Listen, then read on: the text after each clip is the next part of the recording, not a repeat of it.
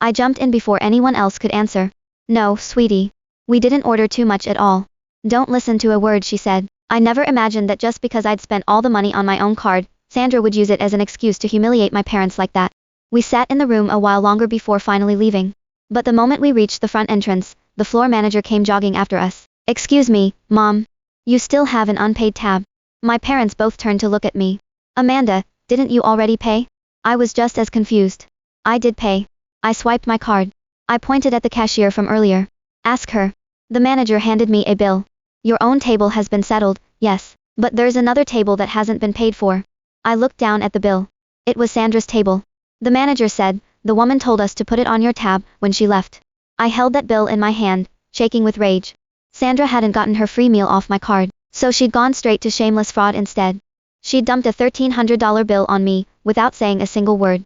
I handed the bill right back to the manager. She and I are just co-workers. I never agreed to pay her bill. Whoever ate the food, take it up with them. I turned to leave, but 2 security guards stepped into my path. The manager's voice carried a note of apology. I'm sorry, but I don't care whether you're co-workers or friends. When she left, she made it very clear, you'd be covering the tab. Our waitstaff saw the two of you talking at the register. You obviously know each other. Since she's gone, the bill falls to you.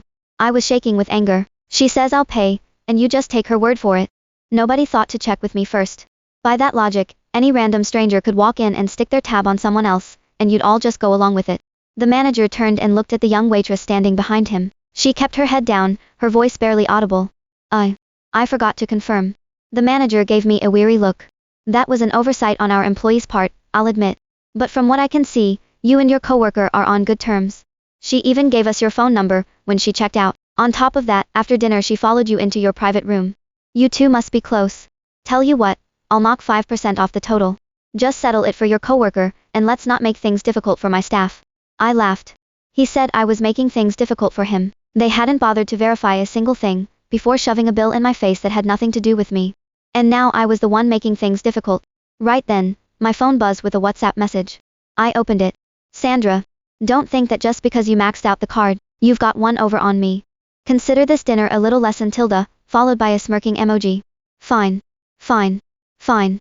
She was banking on the fact that my parents were here, that I wouldn't cause a scene, that I'd just swallow the loss and shut up. Not a chance. I picked up my phone, and dialed 911. Hi, yes. Someone dined and dashed at a restaurant, and stuck the bill on me.